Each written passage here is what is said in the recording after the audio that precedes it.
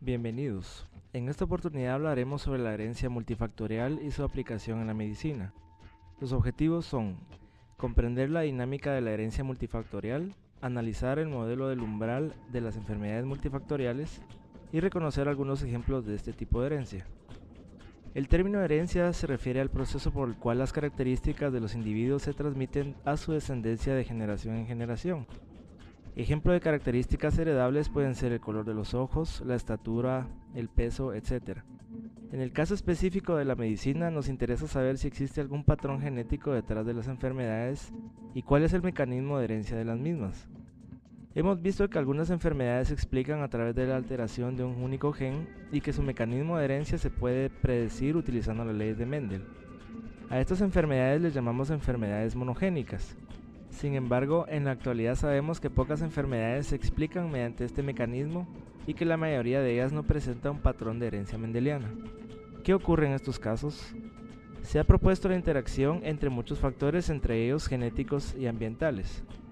Pongamos un ejemplo. Supongamos que para cierta característica exista la intervención de varios genes que interactúen entre sí. La gran pregunta es, ¿cuánto aporta cada gen en la expresión de una característica en particular? Es un hecho que algunos genes aportan más y otros menos. Sin embargo, la presencia de todos los genes involucrados es necesaria para que la característica en cuestión se exprese. Entonces, aquellos rasgos cuya variación se deba a efectos combinados de múltiples genes se denominan poligénicos. Cuando además los factores ambientales originan una variación en este rasgo, se utiliza el término multifactorial. Por lo tanto, podemos decir que la aparición de una enfermedad que no presenta un patrón de herencia mendeliana estaría determinada por modificación de más de un gen, combinación de estos genes y asociación de factores ambientales. Por eso es que se habla de una herencia multifactorial. Veamos a continuación este esquema, el cual representa los componentes genéticos y ambientales de ciertas enfermedades. En el extremo genético encontramos enfermedades como la distrofia muscular, hemofilia y osteogénesis imperfecta, en donde el componente genético es el único responsable de su expresión.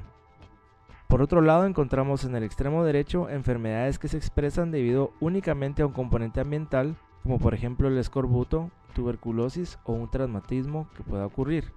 Y finalmente en el centro encontramos el espectro de los fenotipos y patologías que se expresan debido a una interacción entre la genética y el ambiente.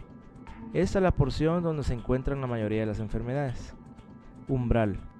Para poder visualizar la predisposición de la expresión de ciertas enfermedades, se utilizan gráficas de umbral donde en el eje de las X representa qué tantos genes o factores ambientales se requieren para desencadenar esta patología, a los cuales les llamaremos susceptibilidad.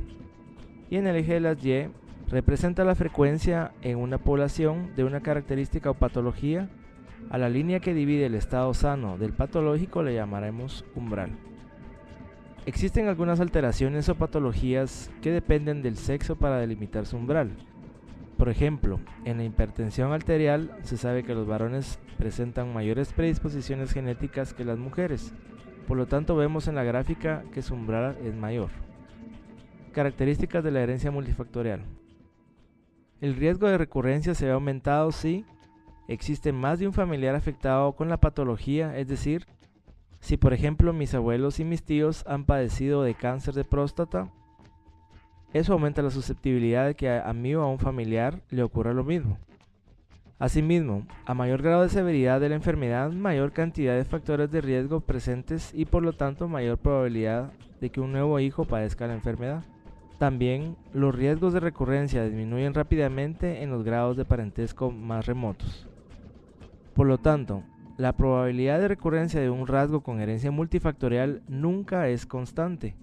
Una forma efectiva de estudiar el componente ambiental sobre una persona es el estudio de gemelos idénticos, los cuales comparten el 100% de su genoma, y es únicamente la variación ambiental lo que produce diferencias.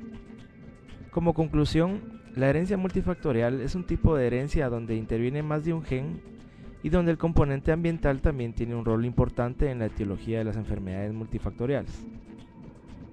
Recordemos que el fenotipo es el resultado de la interacción de la genética con el ambiente. Esto ha sido todo por hoy, nos vemos en la próxima cápsula.